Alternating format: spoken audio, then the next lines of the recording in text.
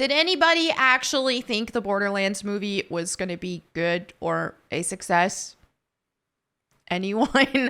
We could all tell, I mean, by the casting alone, but even furthermore, the fact that the trailer we saw, so unfunny, it looked like a giant mess. It wasn't gonna really appease the fans that much, and the fact that the casting was just atrocious and not really accurate with the characters, and even trying to appeal to a broader audience, it just looks not good.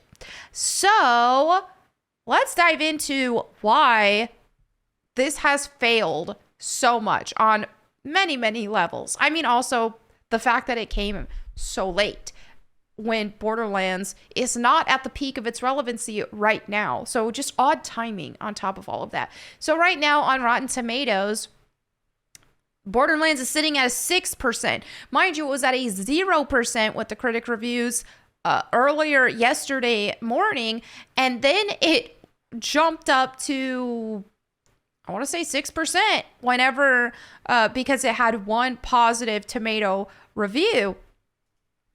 They don't like my ad block. So enable ads. Anyway, so it was at a 7% for a little bit. User reviews were at over a 50%, but then they've dropped to 48% now because, I mean, let's be real, it looks terrible. So even Business Insider wrote an article about how a video game adaptation starring 2 Oscar winners became the year's biggest flop. That's the thing, is it doesn't matter what kind of star power you have. If that star isn't suited for the role, then it's not going to work. I love Cate Blanchett. I think she's great, but she is not suited for Lilith. Not unless they fast forwarded the series and set this in a time period that was that far off. And they aged up all the characters. I don't know why you would do that necessarily, but I don't know. Anyway, the way that it was presented, it definitely doesn't work, especially with your target audience. Who is your target audience for a Borderlands movie? They're going to be mostly young people in their early 20s, maybe even some teenagers.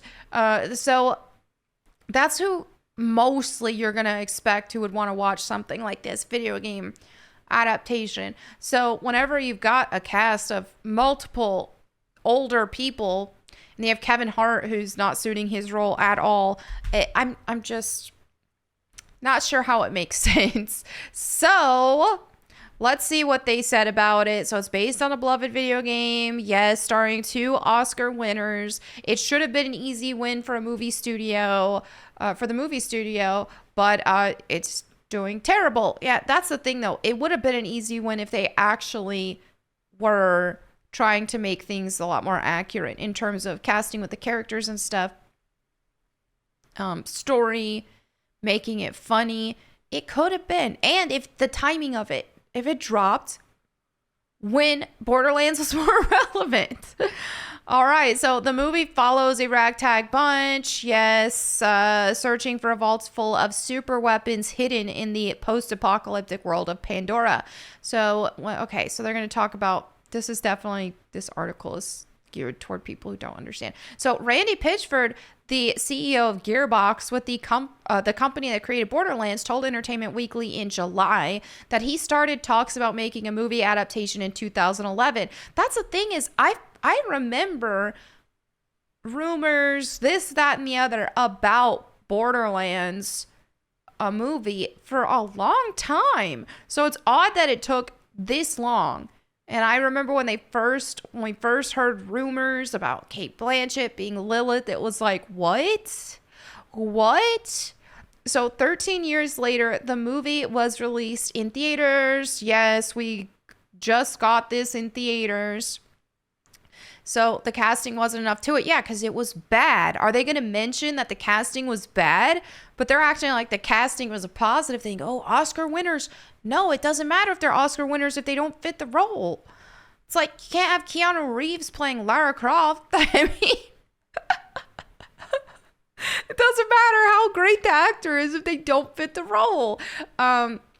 One critic said it was an insult to gamers, movie lovers, and carbon-based life forms, while others wondered if it was the worst movie of the year. I ain't wasting my time and money watching it, I know that much. Some critics questioned why Oscar winners Blanchett and Curtis starred in an offbeat, mediocre action film.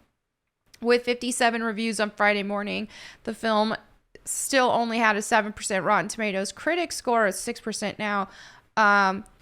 I think so, that's what I saw it at. Yeah, Rotten Tomatoes is being gay right now, so bye. All right, so Lionsgate will be wanting to make some profit back on the $110 million to $120 million deadline estimated is spent on the movie. Okay, and then when you factor in marketing costs and all of that. So looks like it was reshot by a different director. Also, that sounds like a mess when you've got two different creative leads on here. And reshoots, it's not going to be as cohesive. So video game and toy adaptations often take many years to develop because they must please the director, film studios, and the original creator. You telling me Gearbox was pleased with this?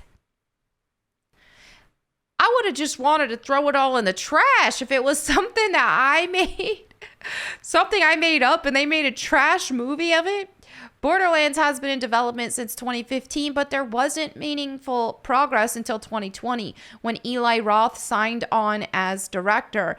In July, Entertainment Weekly reported that comedian Aaron Berg initially wrote an R-rated script for the movie. The current film is PG-13, but the screenplay was later rewritten by Craig Mazin, the co-creator of Emmy-winning TV series The Last of Us, Deadline reported in 2020. Oh, interesting. I didn't know that. Well, The Last of Us seemed to have more success, but even then, I thought it was overrated.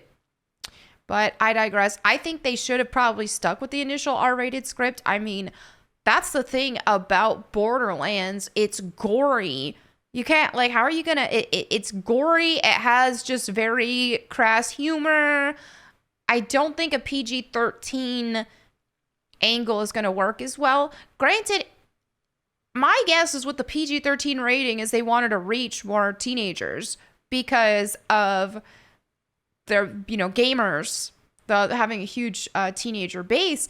But then you also have that conflict there because then you hire old actors. How does that make sense? So you may as well have stuck with the R rating and reached a more mature audience. And yeah, let it be gory and bloody and all that stuff. Then after production wrapped in June 2021, director Tim Miller reshot scenes so Roth could focus on his 2023 horror film Thanksgiving. So he's already checked out. He's like, all right, this wasn't a passion project, that's for sure. He phoned it in. Deadline reported in January 2023. The publication listed Roth as a co-writer in the article, implying he had rewritten part of the script.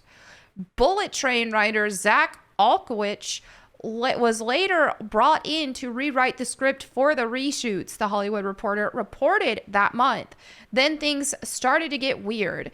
In July 2023, Mazin's name was removed as the movie's co-writer on the Writers Guild of America website and replaced by a person called Joe Crombie. Crombie's identity is unknown, and this is his only credit, which sparked rumors it was a pseudonym for Mazin. Mazin denied the claims in an interview with Variety and said he cannot claim authorship for the film. If that's the case, and that shows he didn't have, if he's lying, that shows he just didn't have faith in what he was making. The WGA website now lists Crombie and Roth as the Borderlands screenplay writers. However, the website stated that Berg, Alkowicz, Euphoria creator Sam Levinson, and 4 others contributed additional material. That means they didn't write enough to get writing credits, but still contributed to the script. Mazin's name not linked at all to the screenplay. Okay, so a bunch of changes here.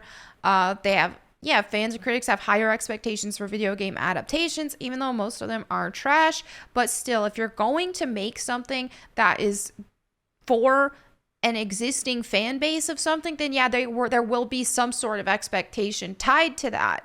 Unfortunately, what we see with gaming adaptations is not good for the most part. So anyway, there you have it for today's video. Let me know what you think in the comments below. I'm also really curious about people who have unfortunately watched this movie, what they think of it. From my last Borderlands video I made yesterday, I did see a couple comments saying they watched it and that it was not good. So curious to see what more of my viewers think who did watch it. And props to you for going out and watching such a trash fire. Anyway, let me know what you think in the comments below. And if you want me to read the Bible to you, you can check out my Bible channel, Bible Time with Melanie Mack. And anyway, thank you again for watching. I'll catch you next time. And in the meantime, go boom.